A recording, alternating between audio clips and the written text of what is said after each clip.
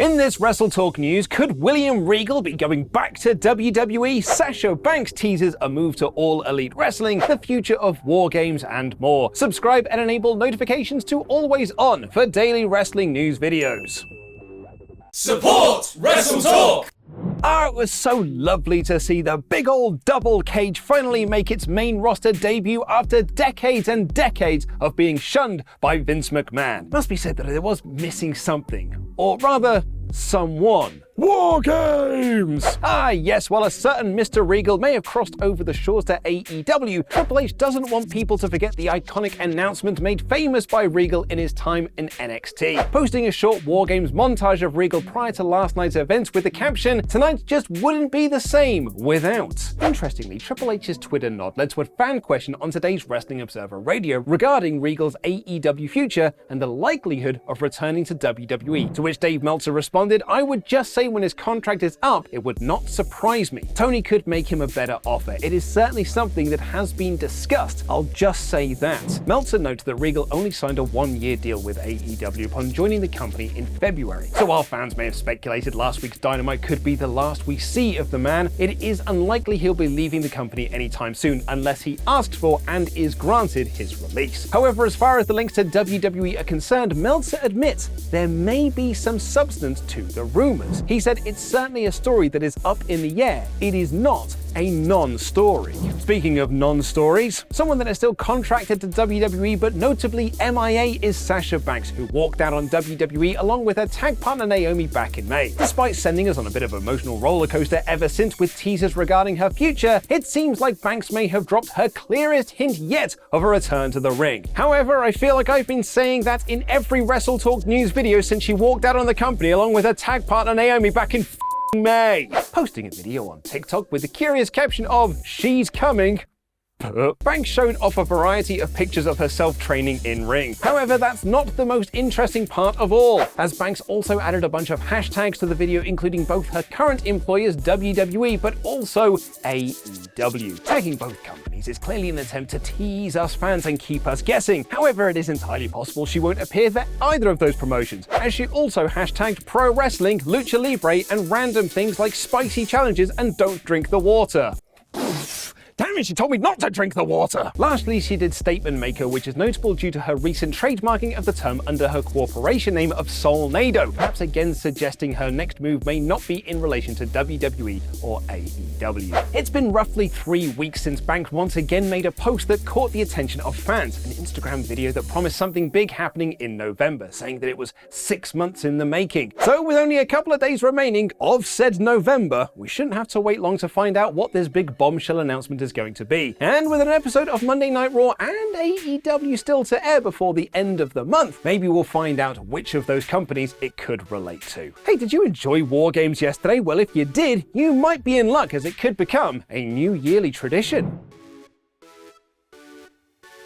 Both Ollie and myself quite enjoyed WWE's main roster debut of War Games. You can watch Ollie Davis's review on this very channel, and the pair of us discuss it in length over on the WrestleTalk podcast channel. It is interesting to note, though, that this year's Survivor Series didn't feature any traditional Survivor Series matches, instead putting all of its focus on the 2 War Games instead. So the question now becomes, is War Games going to be the new Thanksgiving weekend tradition? Well, luckily Triple H was asked just that very question at the Survivor Series post-show press conference, responding, "I think we'll see. I think it worked out incredibly well tonight. We're in the process of looking at the overall year-to-year calendar and seeing where things end up. But I believe tonight was very successful, so it makes me feel positive about it. We'll see where the future takes us." There is quite a bit of irony here, though, as Triple H was also asked about Money in the Bank, Hell in a Cell, and Elimination Chamber also being yearly events rather than match types on other shows. Because there was a report a few months ago that Trips was setting up to scrap the gimmick pay-per-views that were prevalent in the Vince era, making Hell in a Cell an attraction once again and moving Money in the Bank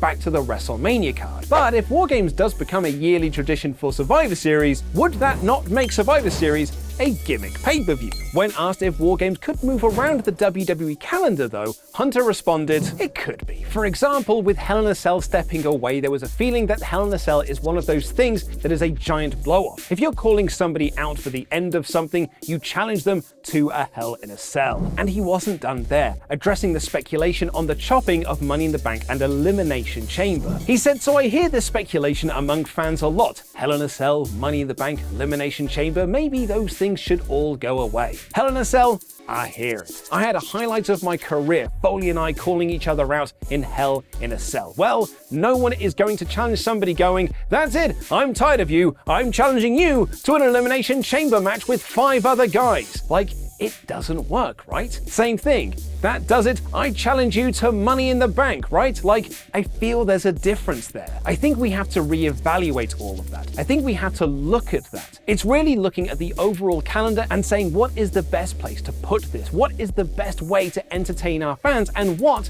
makes the most sense one after the other? And speaking of reevaluating things, and Triple H spoke on one of his most controversial decisions since becoming head of creative in the summer. That being the decision to have Austin Theory cash in his Money in the Bank briefcase unsuccessfully on the now former US champion Seth Rollins a few weeks back on Raw. Despite being roundly criticized for the decision online, I'd argue quite correctly as it was a terrible bit of booking, Triple H on the other hand does not see any negatives. He said in the press conference, unfortunately for him, his career was dead 2 weeks ago and now it's resurrected, so that's a pretty good feat for him. He's gonna walk on water next. I think it'll be good. If he does walk on water, just make sure you don't drink it. Sasha Banks told him not to.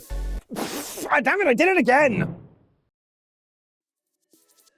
Triple H wasn't the only one to take the hot seat at the Survivor Series presser, as current Raw Women's Champion Bianca Belair appeared following her and Friends' team triumph over Damage Control and their friends in the show's opener. Now, considering that Belair has come out victorious over Bayley for 3 consecutive pay-per-views, surely Belair is set for a fresh challenger coming into Mania season. But who does Belair want to face at the show of shows? Answering that exact question, Belair shared 2 notable names from the current women's division, stating in a perfect world she would want to face Rhea Ripley or the current absent Charlotte Flair. She also stated that while she has already main evented Night 1 of WrestleMania with Sasha Banks in 2021, she aims to main event Night 2 at next year's Mania. Yeah, I don't think that's happening either. There is a question mark over the return of Charlotte Flair, who hasn't been on WWE TV since May. And when looking at the crop of the Raw Women's division coming out of War Games, Belair is struggling to find some credible challengers among them. So maybe it is time for WWE to pick up the old phone and ask for the Queen to come back. Or perhaps they could just look to NXT, as their record-breaking champ Mandy Rose was recently discussing her wrestling future on Chris Van Vliet's Insight podcast, suggesting that life after wrestling had crossed her mind. She said, "I do think about life after wrestling. Yeah, I always do. I mean, I'm 32. I'm not young. If you think you're not young at 32, put me in the ground now. I mean, I'm young, but, you know, I want to have kids one day. So it's not like I'm gonna do this for, you know. And I would love to do it for however long I can do it, even after kids, you know. Maybe.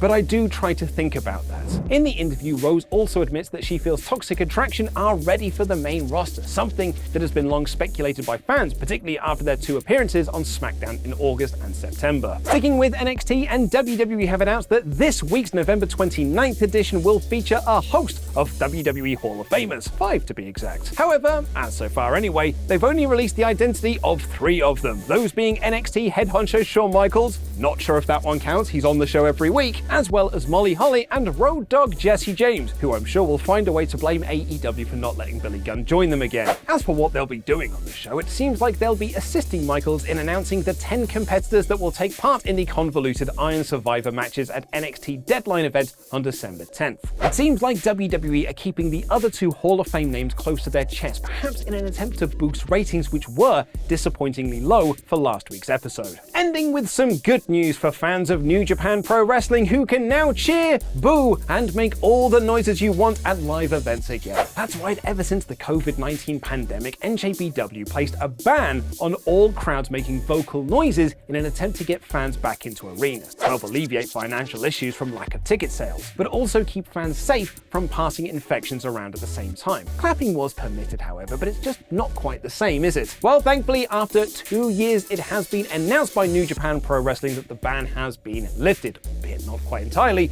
for February 2023, which will be in time for New Beginning on February 11th. However, as alluded to, the ban lift comes with the caveat that it will only be initially trialed in certain locations of specific arenas that are deemed as designated vocal support areas, meaning only small sections of the crowd can make noises. Hopefully this trial will be a success and can eventually lead to full arenas of fans making all the noise they want. It's just a shame there will still be that no noise ban for Wrestle Kingdom 17 in January. We've got a new US champion! AJ Styles dethrones Finn Balor to be the leader of the Bullet Club, I think. And Sami Zayn is the greatest babyface in professional wrestling, who's also in WWE's main heel faction. I'm Ollie Davis, and this is my review of Survivor Series War Games in about 10 minutes.